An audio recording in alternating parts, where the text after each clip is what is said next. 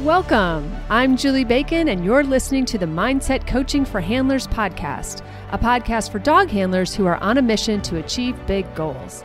Here I share lessons, insights, personal stories, and tools you can apply during your next show, trial, or test to help you strengthen your mental game and hopefully cue more consistently.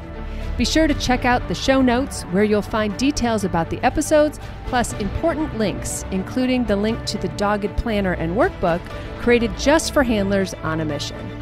So if you're ready to improve your competitive mindset, get out of your own way, and connect with your dog like never before, then it's time to get comfy, bring an open mind, and work your mindset. Hey there, and welcome back to the podcast. You know how important I think it is to take a break once in a while, so I am taking my own advice. I am on a break between season 3 and season 4, which will start back in January, but I didn't want to leave you without mindset support for the month of December. So I want you to enjoy some of the most popular podcasts from this season, and I hope they will help you to continue to work on your mindset skills throughout the holidays.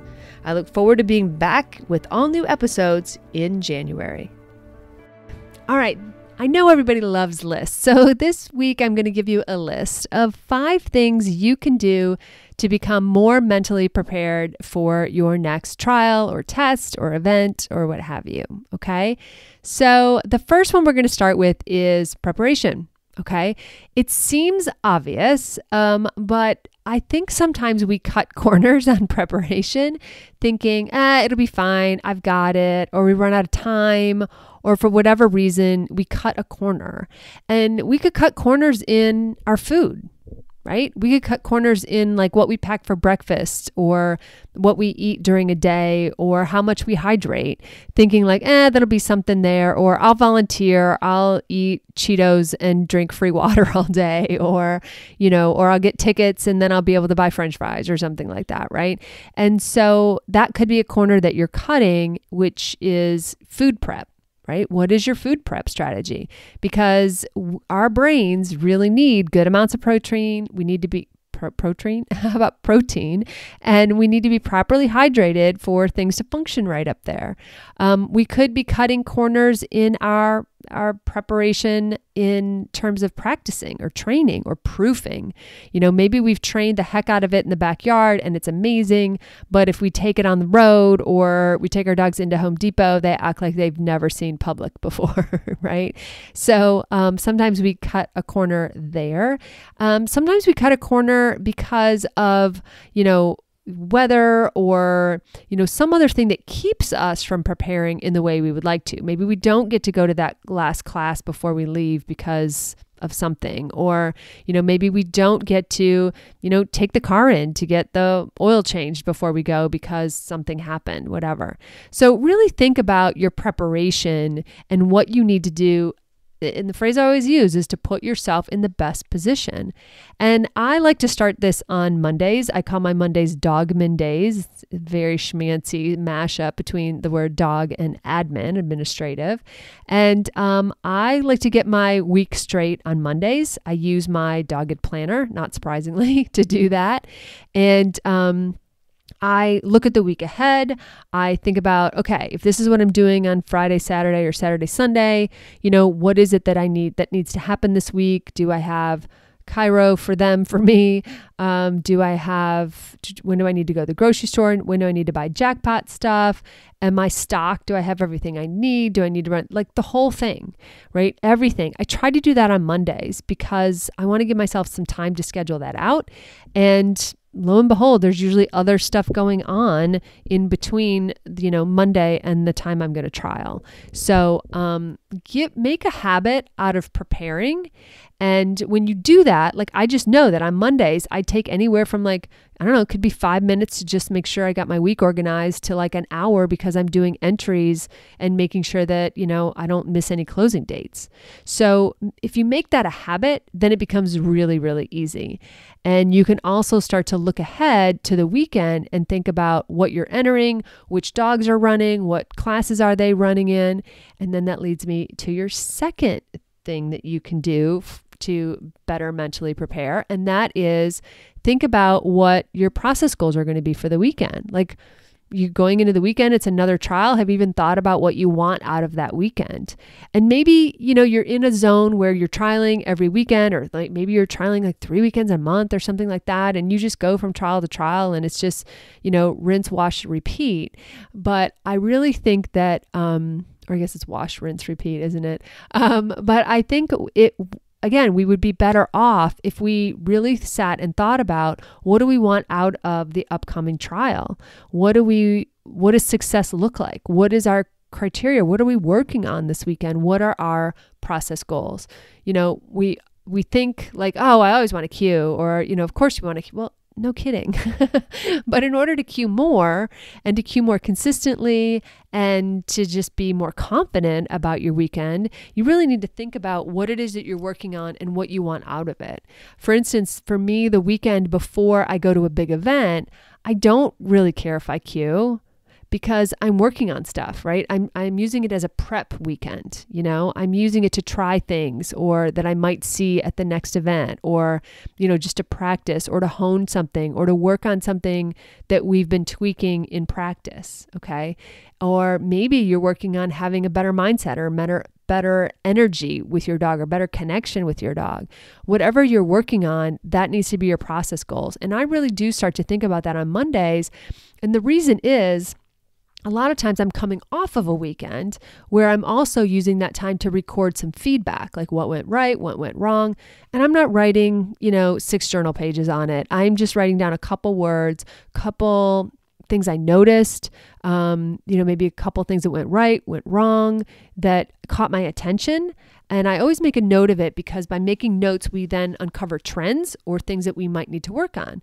So what did you notice over the weekend? What do you need to work on this week? What is it that you need to then, maybe you need to make a change to your upcoming process goals because of something that happened last week.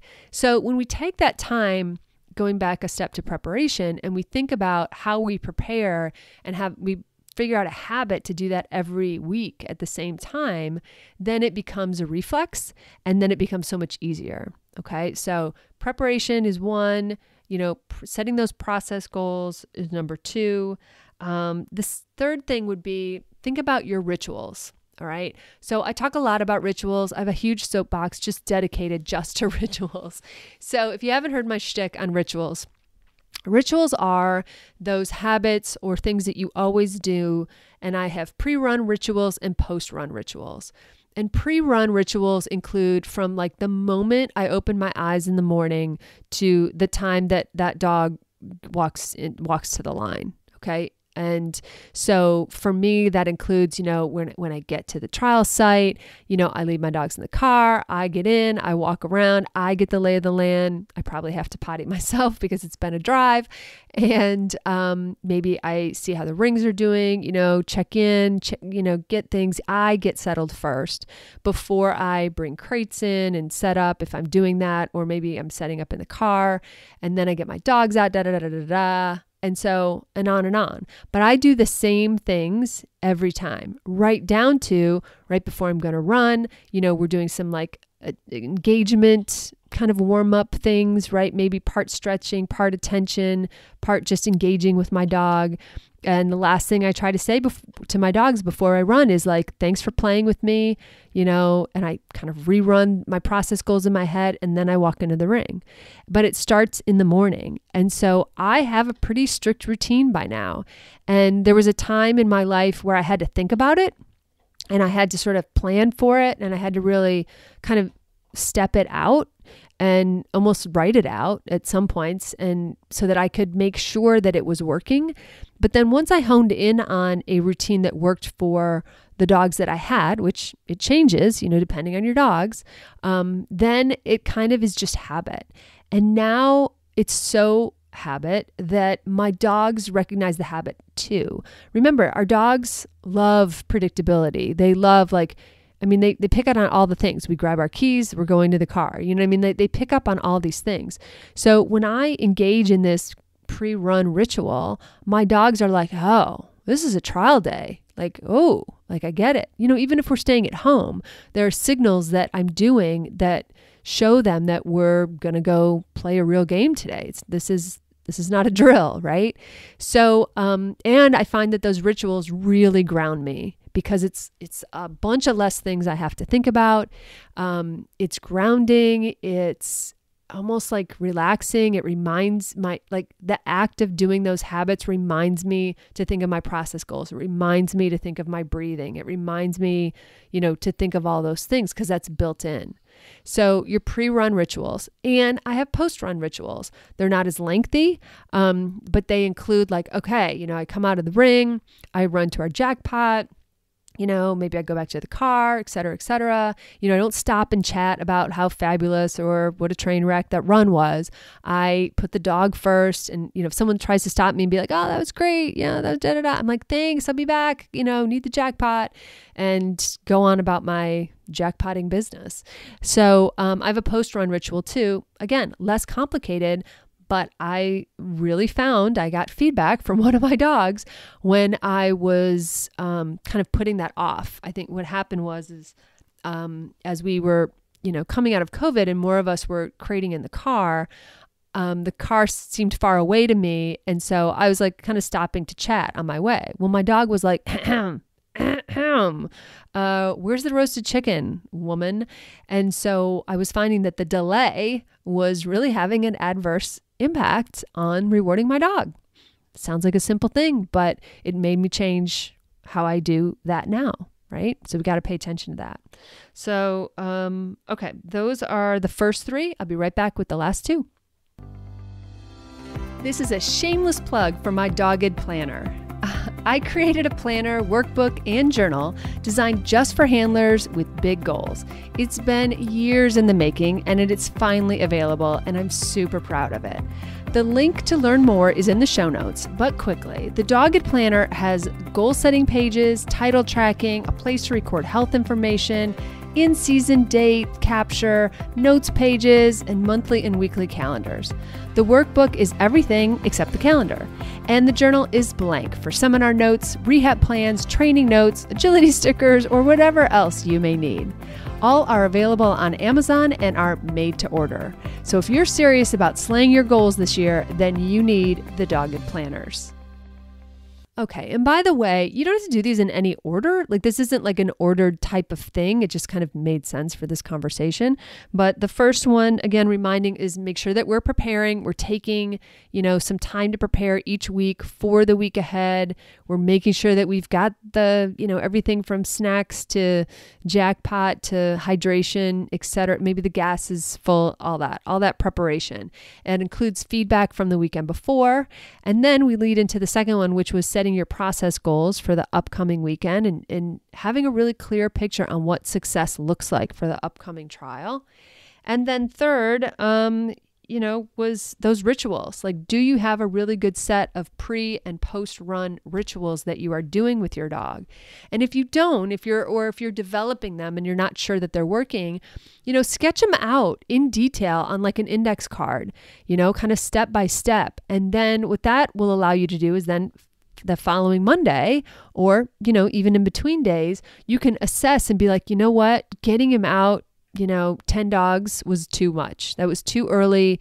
He got too riled up, or, getting her out only 3 dogs, I didn't have enough time and she was better, but I felt rushed, right? If you don't write it down and log the feedback, how are you going to know and how are you going to hone in on what is really working or not? Okay. All right. So those are the first 3. Number 4. Visualize everything. Visualize starting on Monday or Tuesday, especially if it's a venue you've been to before. Think about what you're going to do. Think about what your whole day is. Most people, when I get them into visualizing, they're visualizing their runs. And I want you to visualize your runs. We're going to come back to that. But I want you to also start visualizing what the whole day looks like.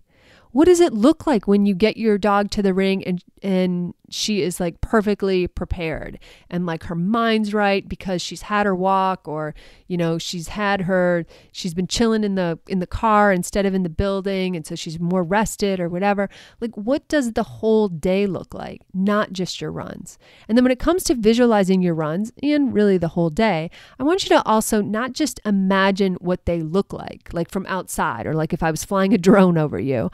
I want you to like really embody them and really think about how they feel. Like, what does it feel like when you are, running through a beautiful healing pattern with your dog, and your dog is right next to you, right in position, right along that seam of your pants. You make that turn and they're right there, lockstep. It's not just a placement. There's a feeling of connection and of oneness and of being in the zone with them that I want you to add into your visualization. The emotions are what make our visualizations extra sticky and extra meaningful. And in that, when we do it that way, our brain can't tell the difference between a memory, i.e., we've already done it perfectly, and a visualization. So the more we run through those, the more your brain goes, oh, yeah, been there, done that, can do it again, which leads to increased confidence. Okay, so really spend time and plan on devoting time to visualizing not only your runs, but like what the whole day is going to look like, what your whole routine is going to look like. This is especially important if you're going to a major event. And even if you haven't been there before, you can sort of like walk around in your mind's eye and kind of think about like, okay, this is what's going to happen. And you know pieces and parts and you can sort of fill it in, but you want to start to really embody what the perfect day looks like. And whether you're doing your morning routine or whether you're visualizing your run, if you get to a point where you make a mistake, run it through again until it goes beautifully. All right. We don't want to rehearse mistakes or problems that come up, just like we don't want to rehearse running into traffic on our way there. And the last thing I'll say about visualization, though I could go on, the last thing I'll say about visualization is keep it short. We might be in the ring for 5 minutes, right? For like obedience or something, or in my case, draft. Sometimes I'm in the ring for like 8 minutes. Agility, of course, it's seconds. But keep it short. Do just a section, do just a sequence at a time, and just give yourself like 30 seconds to really sit with it and focus and be in that moment. Because truthfully, 5 minutes is really hard, and it's hard to maintain our focus for 5 minutes and really be that dedicated to it until we're practiced at it, right? So start short, start with sequences, start with pieces and parts, get it right, and then move on to another sequence and give your mind a little break in between. And that leads me to the last one, which is meditation. And I always giggle, and I shouldn't, but I always giggle because I know that I get so much pushback on meditation. I don't have time. I don't get it. I don't enjoy it. Okay, well, first of all, there's nothing to get. You just sit and not think, which is really hard. So you think about actually your breath, or you think about like just the sounds that you're hearing. You can do a walking meditation, where you just think about, the birds, or you just think about the sounds under your feet or something like that. There's a bunch of different meditations, okay? Guided meditations, whatever. We're getting to the point with our technology and the apps and everything, there's kind of no excuses anymore. We're running out of excuses. And my best, sales shtick for talking you into meditating is so that you can visualize better, focus longer when you're in the ring, and improve your mental stamina. Okay. So like meditation also really helps calm you down. If you're a person who has a lot of ring nerves or a lot of anxiety, like meditating, like calms your system down. It's not just calming your brain down and all of those thoughts that are running around in your head. It's literally teaching your body, your physical body, how to relax. So it's really important that we give our bodies, ourselves, time to feel safe and relaxed, and like no worries, no stresses are out to get us, right? Our bodies need that recovery time. So meditation is hugely important. There's a lot of different ways to do that. One of the things I always say, if you hate meditation, you just haven't found a version that's right for you, because there literally are that many. It's not just all about, eat, pray, loving, sitting on a bench until the mosquitoes eat you alive, trying to clear your thoughts, right?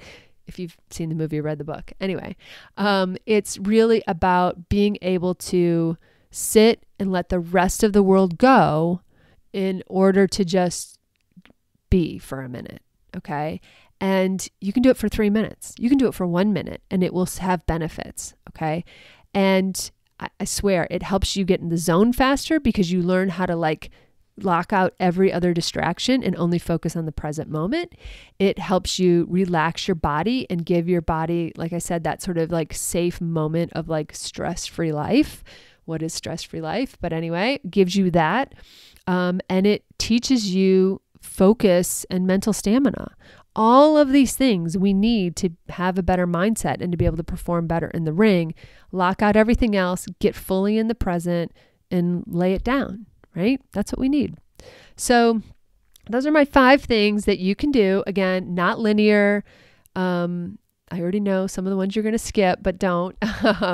But all really impactful. And I probably have podcasts on each one of these because I think that each one of these are so important in their own right.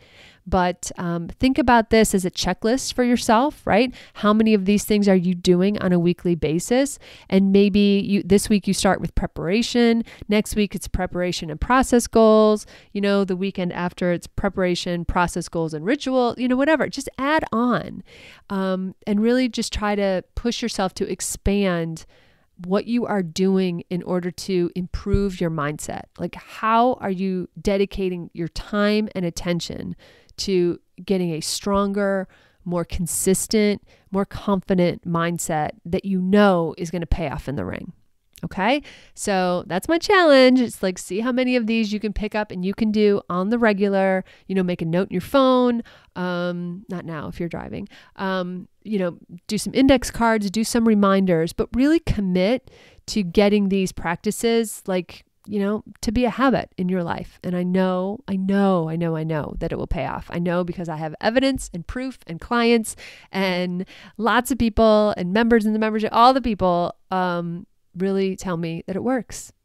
Okay. So give it a try. That's your homework for the week. All right. And no matter what you're doing this week, I hope you have a fantastic week with your dog. Thanks so much for listening to the Mindset Coaching for Handlers podcast with me, Julie Bacon. I am so grateful for your precious time.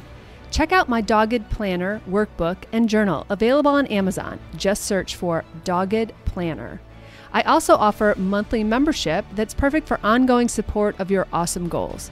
Check out theqcoach.com for details, or just stop by and check out all the ways you can work on your mindset. And be sure to follow me on Facebook and Instagram at theqcoach and let me know how it's going. Finally, please share, subscribe, and leave a review. This helps us podcasters tremendously. Plus, I know I get my best podcast recommendations from friends. Thanks, and have a great week with your dogs.